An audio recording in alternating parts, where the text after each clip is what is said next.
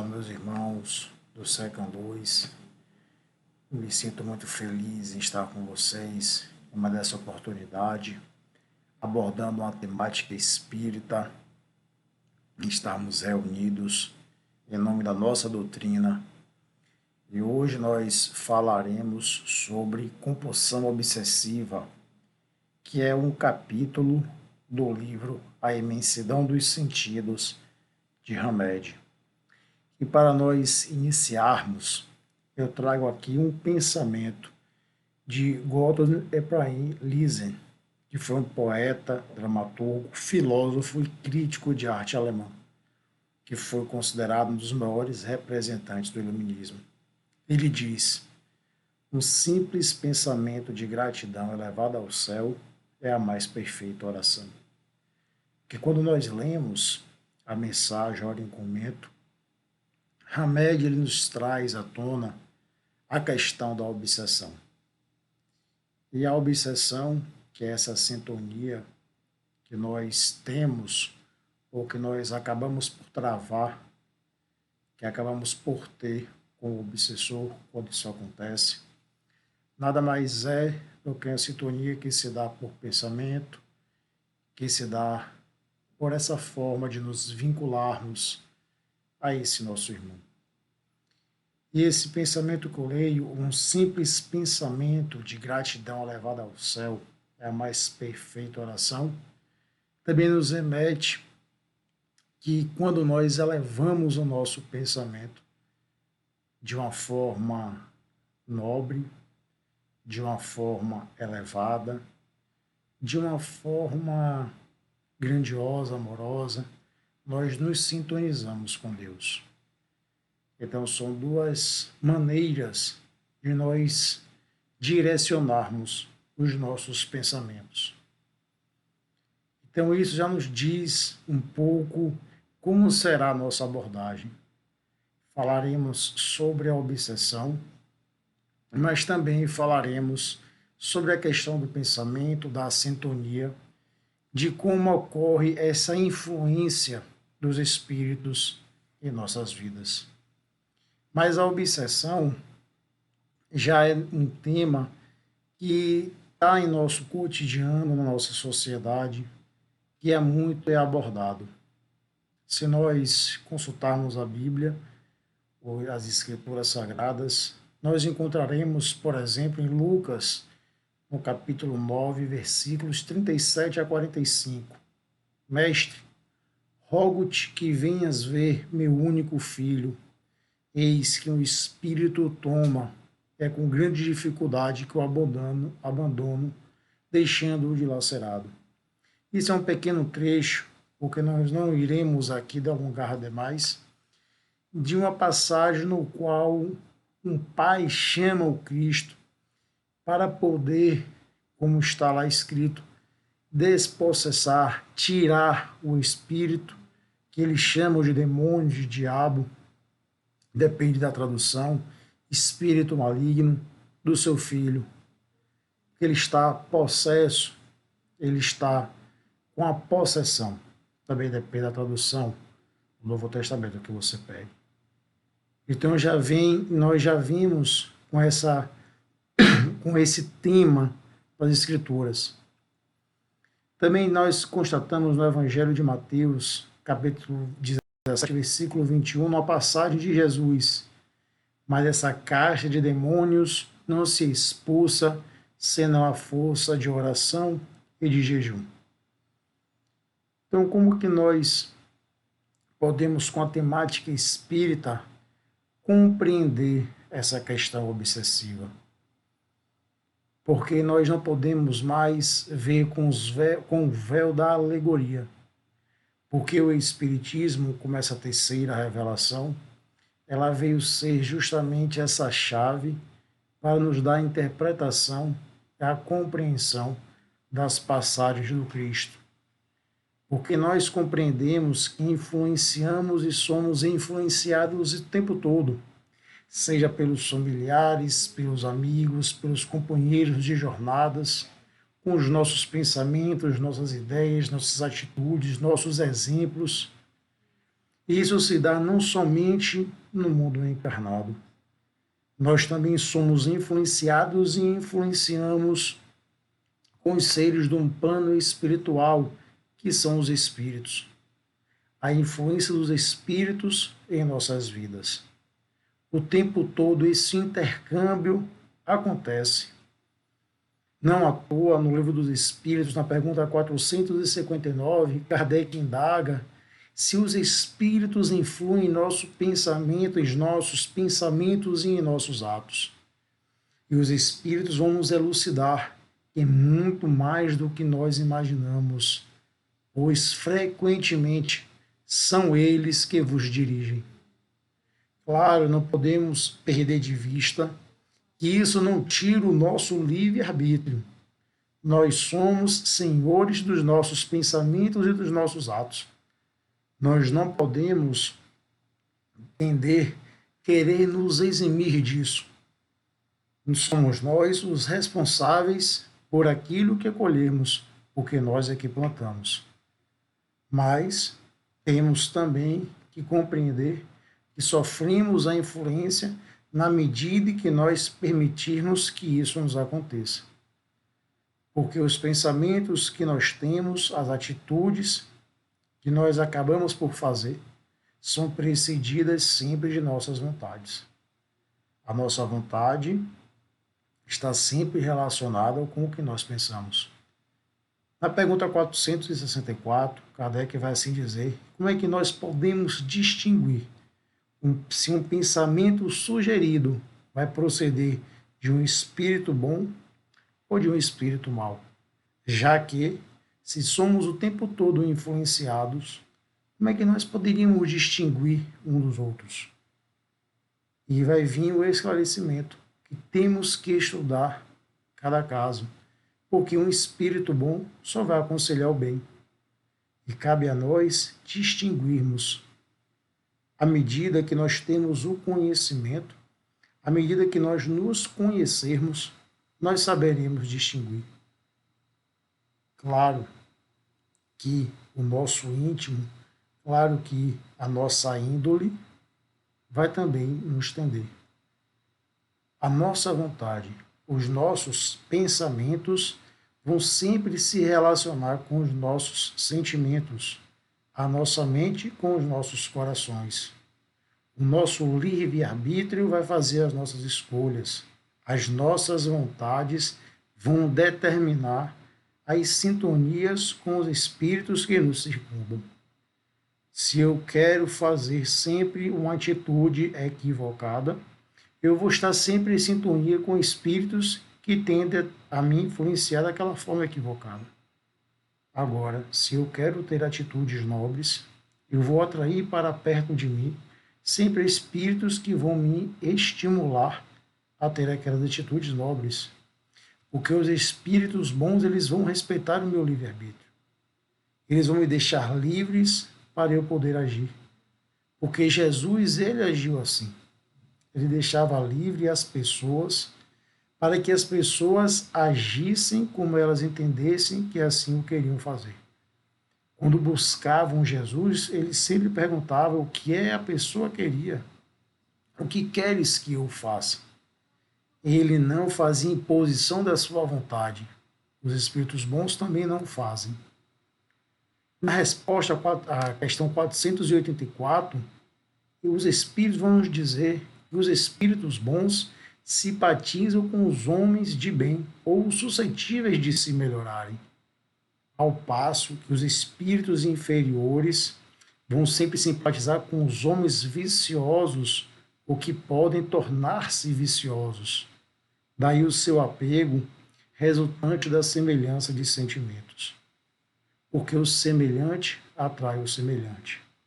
E é isso que Hamed vai sempre nos chamar a atenção na sua mensagem, que é o nosso cerne, que é o nosso centro, o nosso norte na nossa pré-eleção de hoje.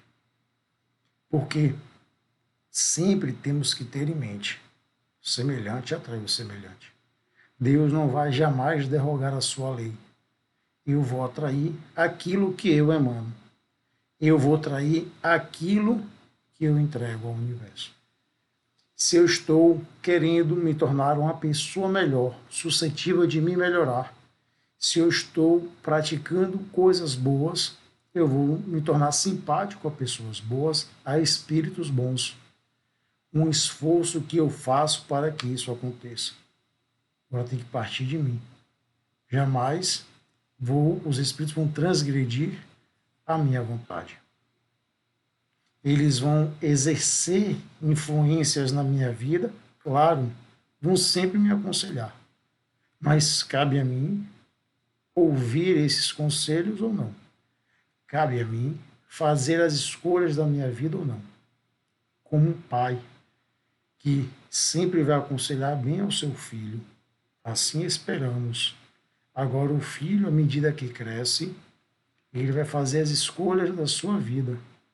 Como a parábola do filho pródigo. O filho pródigo, ele fez as escolhas de sua vida. Pediu antecipação da sua herança e saiu para viver o mundo. Após perceber os equívocos que cometeu, ele voltou à casa de seu pai. E o seu pai, de coração aberto, o recebeu, sem o julgá-lo.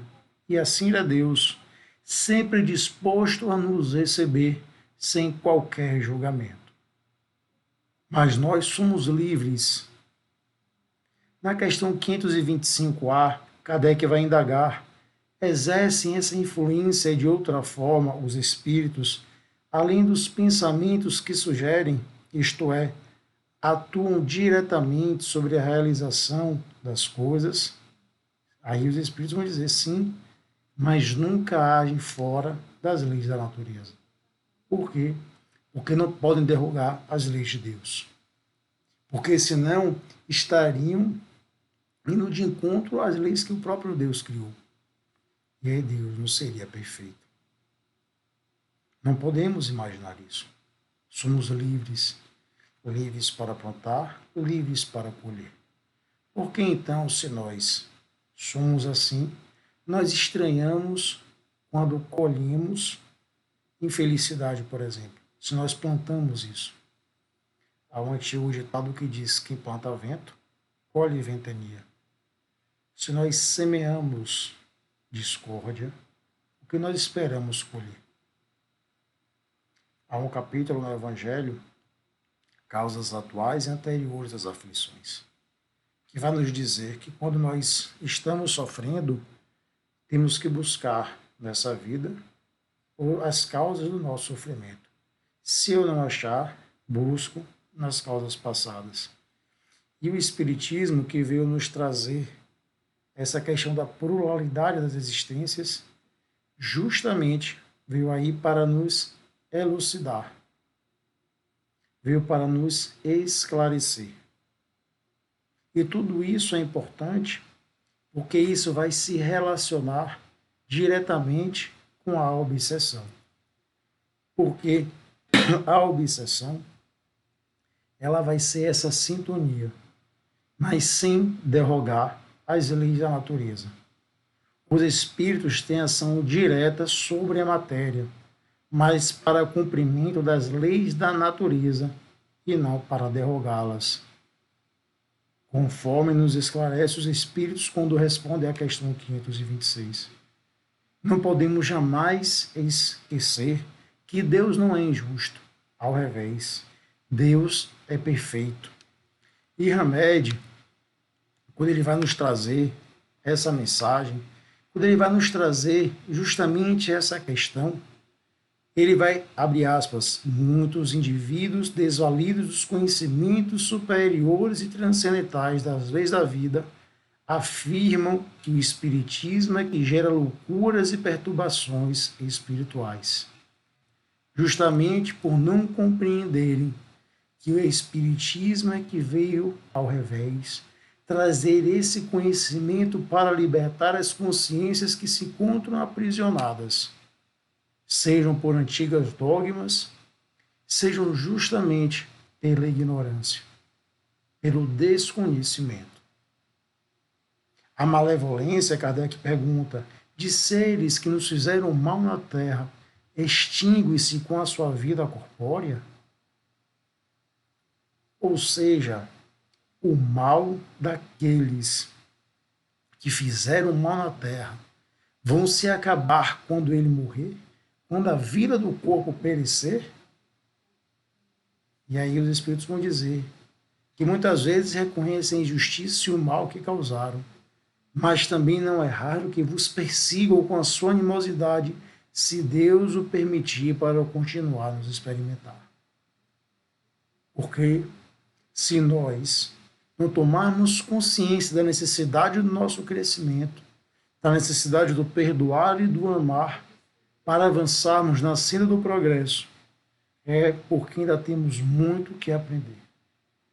E nós temos dois caminhos a seguir: ou aprendemos pelo amor, ou aprendemos pela dor. E qual caminho nós estamos ainda percorrendo? Qual o caminho que nós ainda estamos querendo percorrer? E aí então vem a influência dos Espíritos em nossa vida quando nós não percorremos o caminho do amor. A influência dos Espíritos pode se dar pelos efeitos positivos, que é a influência dos Espíritos superiores, como dito anteriormente, e a influência dos espíritos de forma negativa, que são aqueles espíritos inferiores, os malfazejos e os ignorantes do bem. Essas influências dos espíritos inferiores de forma negativa, ela se dá de forma natural, que são aquelas influências dos espíritos ignorantes da sua situação espiritual, que não fazem por mal, mas por mera sintonia. Nós nos esqueçamos, semelhante atrai semelhante. Não necessariamente ele se vincula a mim por alguma razão, mas só por sintonia de energia. Ou a influência negativa pode se dar por obsessão, que é quando os espíritos inferiores atuam de forma deliberada sobre outro espírito, encarnado ou não, intencionalmente, querendo prejudicá-lo de alguma forma.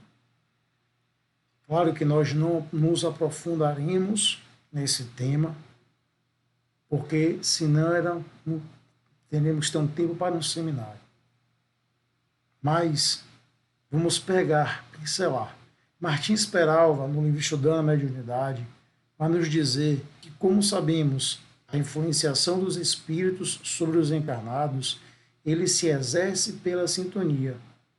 Pessoa cujos pensamentos, palavras e ações determinam um padrão vibratório inferiorizado, estará a qualquer tempo à mercê das entidades perturbadas e perturbadoras.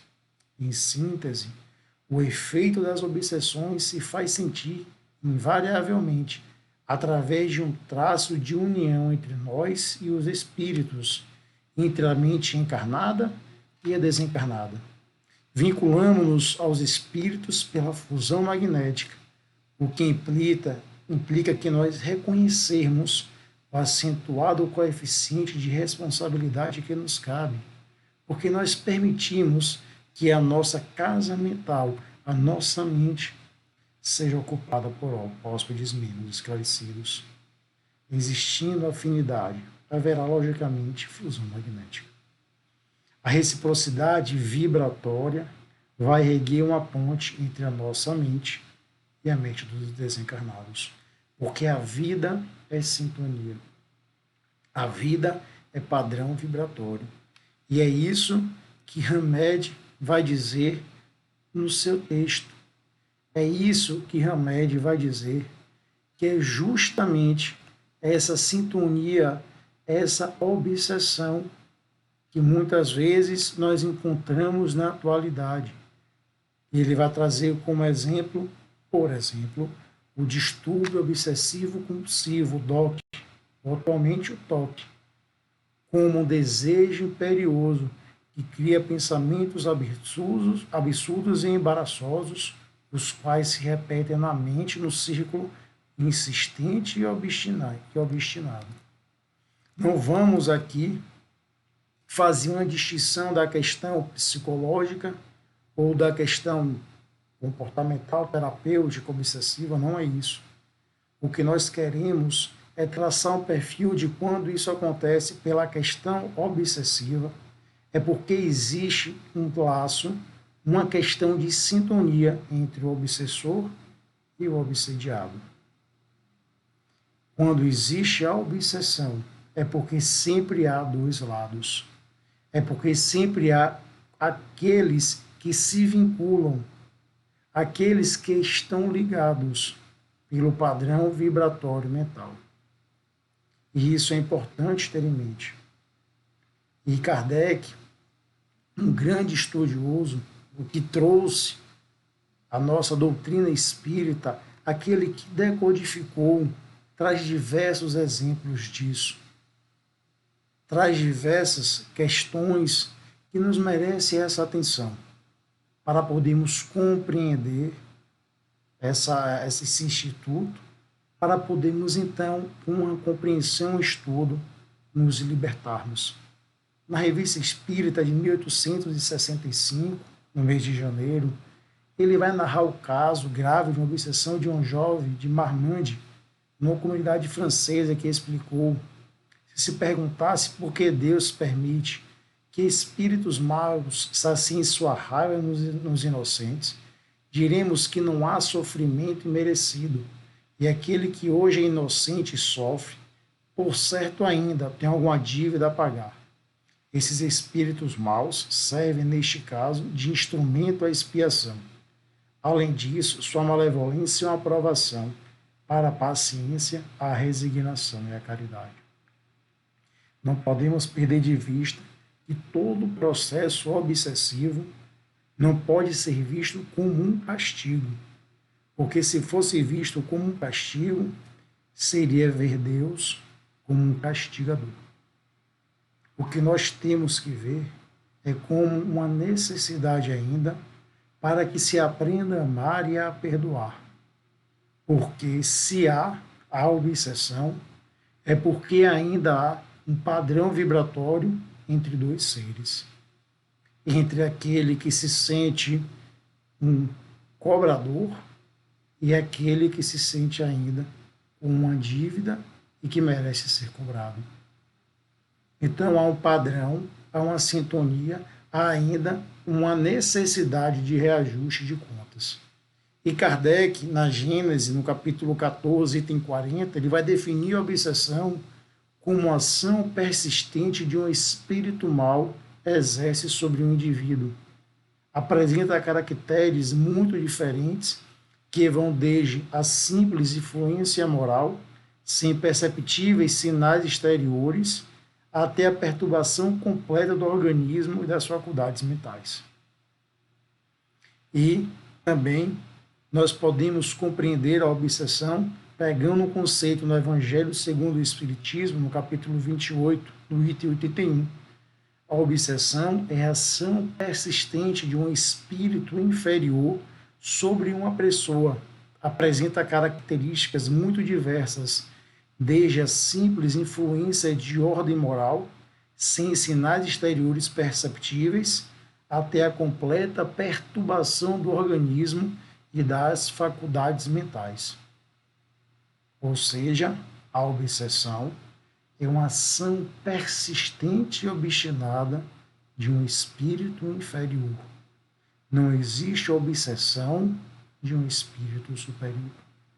A obsessão vai pressupor sempre uma ação persistente de um espírito inferior. Porque espírito superior não exerce obsessão, não faz obsessão. Porque a obsessão não há o respeito ao livre-arbítrio. E o espírito superior, ele respeita o seu livre-arbítrio. O espírito superior, ele vai estar com você respeitando as suas escolhas, ao passo que o espírito inferior não. Então não podemos perder isso de vista. A obsessão, como está no Livro dos Médiuns, no capítulo 23, no item 237, é o domínio que alguns espíritos logram adquirir sobre certas pessoas. Nunca é praticada senão pelos espíritos inferiores que procuram dominar. Os bons espíritos nenhum constrangimento infligem. Eles aconselham, combatem a influência dos maus. E, se não os ouvem, eles se retiram. Os maus, ao contrário, se agarram àqueles de quem podem fazer suas presas. Nós, quando queremos fazer o bem, fazemos o convite. Se a pessoa não nos ouve, deixamos-as livres, para que ela, quando se sentir pronta, possa nos acompanhar. É assim que os espíritos bons agem. O tempo todo nos fazem convites, mas sempre nos deixam livres, ao passo que os espíritos inferiores não. Então a obsessão ele vai pressupor que é um espírito inferior agindo, influenciando o obsidiado. E Hamed, ele vai dizer no texto que quando isso acontece, essa obsessão, quando ultrapassa, como nós veremos adiante, a obsessão simples, podem advir questões mais graves, como a doença mental. Por exemplo, distúrbios de personalidades, como, por exemplo, doenças aflitivas associadas assim, a ansiedades, uma ideia invasora e persistente que constrange o indivíduo a se manifestar com impulsos estranhos ou rituais inexplicáveis, que vão desde uma leve interferência a uma incapacitação extrema. Daí porque temos a necessidade de ficarmos atentos o tempo todo. Qual foi o alerta que Jesus nos disse? Oração e vigilância. Oração e vigilância o tempo todo para ficarmos atentos. Porque a influência espiritual só vai ser qualificada como obsessão quando se observa uma perturbação constante. Porque se nós somos influenciados o tempo todo, não quer dizer que nós estamos o tempo todo sendo obsediados, não é isso. É quando a obsessão é quando essa perturbação é constante. Se a influência é apenas esporádica, ela não é uma obsessão. Temos que ficar atentos para que nós não fiquemos nessa questão de paranoia. Não, estou sendo obsediado. Não. Somente os espíritos maus e imperfeitos vão provocar as obsessões. Mas se nós somos influenciados o tempo todo, e se ficarmos atentos, não sofrendo essas perturbações constantes, nós não estamos sofrendo obsessão. É muito comum, muitas vezes, as pessoas, para poderem se eximir de suas responsabilidades, ou para poderem até buscar justificativas para os seus atos, dizerem isso. Não, eu fiz isso porque eu estava sendo obsidiado. E quando você vai a fundo, não é verdade, não é essa. São desculpas criadas, subterfúgios criados para poderem se eximir.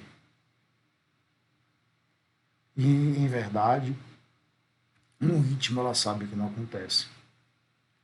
Kardec vai nos dizer que a obsessão ela tem até 3 níveis, como está lá no Livro dos Médiuns, capítulo 23, item 237.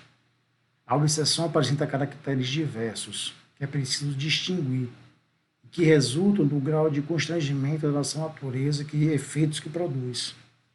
A palavra obsessão é, de certo modo, um termo genérico, pelo qual se designa essa espécie de fenômenos, e cujas principais variedades são a obsessão simples, a fascinação e a subjugação.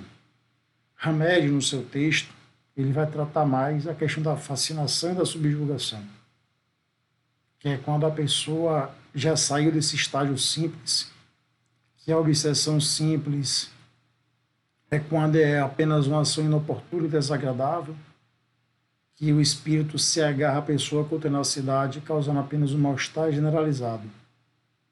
Kardec vai dizer que a fascinação, que a obsessão simples, o médium mais consciente consegue logo perceber, porque uma influência mais direta, uma influência mais sutil, ele percebe, sem graves repercussões.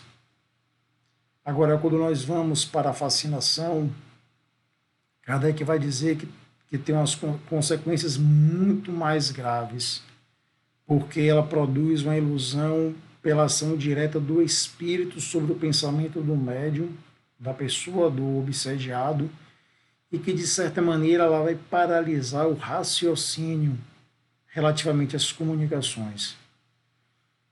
Então, é uma ilusão produzida pelo espírito diretamente na mente do obsediado, produzindo ideias fixas, imagens hipnotizantes, mágoas, fantasias.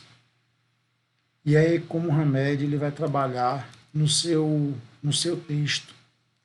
A pessoa ela fica criando fantasias, fica criando ideações.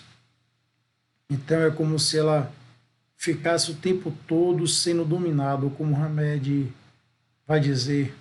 Ela fica sendo dominada por diversas ideias fixas e não consegue mais sair daquela. Ela se constrange, ela vai perdendo muitas vezes até mesmo a sua noção de realidade. E quando vai passando a questão da fascinação, quando ela vai passando desse estágio, e que ela chega então à subjugação, e Kardec vai dizer com a constrição moral física que paralisa por completo a vontade daquele que sofre e o faz agir a seu mal grado. Então são esses três níveis de obsessão. E que quando a pessoa não fica atenta, e quando a pessoa não se policia, quando a pessoa não procura o tratamento, quando a pessoa não procura se cuidar, é que ela vai passando de nível a nível, como o Hamed diz. A subjugação é uma opressão que paralisa a vontade daquele que a sofre e o faz agir a seu malgrado. Numa palavra, a pessoa está sob um verdadeiro jugo, o espírito age sobre os órgãos materiais e provoca movimentos involuntários. E Hamed, ele chama essa atenção para que a pessoa procure ficar atenta ao que lhe acontece, ficar atenta a tudo que ele produz na sua casa mental, a tudo que ele emana, para que ele não caia nas teias da obsessão, para que ele não se deixe levar, porque temos sempre que ter em mente que a obsessão é um processo bilateral, porque vai existir de um lado um cobrador, que é o obsessor, e de outro um devedor, que é o obsediado. O obsessor carrega a vontade de vingança por se sentir ferido, injustiçado, e o obsediado carrega uma culpa, um remorso, ou um ódio que ele ainda não se libertou. Então, essa sintonia que ambos têm entre si, que eles acabam se conectando, é que faz esse laço. E para que isso se liberte, para que isso deixe de existir, como Manuel Filomeno de Miranda vai trazer no livro Loucura e Obsessão, psicografado por Divaldo, a cura das obsessões é de difícil curso e nem sempre é rápido, estando a depender de múltiplos fatores, especialmente da renovação para melhor do paciente, que deve envidar esforços máximos para granjear a simpatia daquele que o persegue, adquirindo mérito com a ação pelo bem desinteressado em favor do próximo, o que, em última análise, torna-se em benefício pessoal. Então, para nós nos libertarmos dessa questão da obsessão, é necessário uma renovação.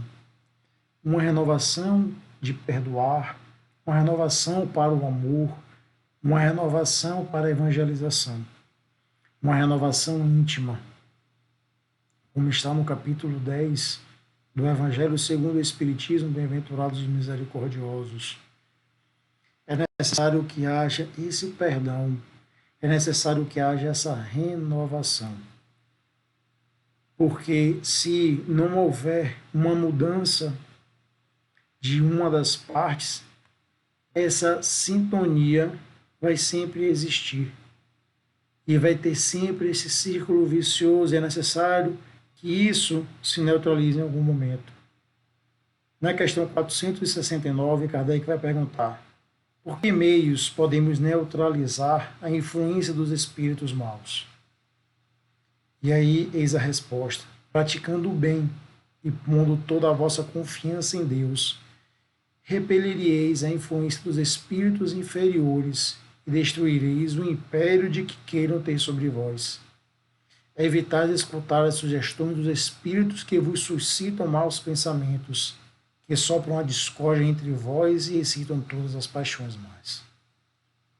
Qualquer mau pensamento que nos chegue, não nos deixemos influenciar, freiamos qualquer má sugestão que nos chegue, seja nossa ou não. Porque se somos o tempo todo influenciáveis, como dito anteriormente, não quer dizer que somos o tempo todo influenciáveis, que estamos o tempo todo sofrendo obsessão. Não é isso. A obsessão é essa influência obstinada o tempo todo para o mal. Essa influência que nós sofremos faz parte do processo da vida, como nós também influenciamos o outro. Não quer dizer que nós estamos obsediando. Mas, se nós estamos sofrendo essa influência, é uma escolha nossa nos deixarmos ou não influenciar. Porque se nós somos influenciados para o mal, para o equívoco, somos influenciados para o bem. Deus nos convida o tempo todo para o bem. Deus nos convida o tempo todo para amar. Cabe a nós ouvi-lo. Cabe a nós escutá-lo. Cabe a nós segui-lo. Como o Divaldo, no livro que ele mesmo narra, no filme também que trata da sua história, daquele máscara de ferro que o seguia durante muito tempo, tentando induzi-lo ao mal. Divaldo, com a mesma força que ele induzia Divaldo para a prática do mal, Divaldo fazia o bem. Porque Kardec vai nos dizer, como eu li há poucos instantes, para neutralizar o mal, basta a prática do bem. Não é não fazer o mal, mas praticar o bem. Fazer o bem o tempo todo, amar o tempo todo, praticar a caridade o tempo todo. Como Kardec disse, fora da caridade não há salvação. É a caridade material, a caridade moral, a oração. Sobre nós fazermos o que nos compete, fazermos a nossa parte. Hamed vai nos dizer justamente que devemos o tempo todo lutarmos para não cairmos nessas questões da obsessão. Façamos a nossa parte, façamos as nossas orações, façamos o que nos cabe, orando, ajudando. Divaldo nos diz que não podemos impedir os maus pensamentos, mas podemos impedir que os pensamentos maus fiquem em nossa mente. Não podemos impedir que eles sobrevoam a nossa esfera mental, mas podemos impedir que eles criem ninhos. Porque os pensamentos vêm e vão, mas nós podemos não cultivá-los. Estamos aqui para aprender e crescer. Saibamos fazer as nossas escolhas sábias. Madre Teresa, para encerrar, vai dizer: por vezes sentimos que aquilo que fazemos não é senão uma gota de água no mar, mas o mar seria menor se lhe faltasse uma gota. Ou seja, todo bom ato, por ser um bom ato, ele é válido. Então, toda forma de amor, toda forma de caridade ela é válida, porque é uma caridade que praticamos. E nesses tempos que estamos vivendo, onde o amor clama que seja praticado, onde a caridade pede para ser exercida, façamos a nossa parte. A forma mais eficaz de evitarmos a obsessão é praticarmos a caridade. E para encerrarmos, eu leio aqui um pensamento, um poema de Alta de Souza, de livro de mesmo nome, psicografado por Chico. Vamos juntos vencendo a noite escura, de mãos unidas pela estrada fora, combatendo o infortúnio que devora os filhos da aflição e da amargura. Sob a paz da segurança viva e pura, em torno a dor bendita que aprimora, aguardaríamos a sublime aurora, consolando a miséria e a desventura. Amados, não temais a treva estranha, escalemos o topo da montanha, de coração cansado desabrigo. Fim da noite de angústia e de saudade, chegaremos em plena eternidade ao lar eterno do Divino Amigo. Muito obrigado a todos, que Deus nos abençoe.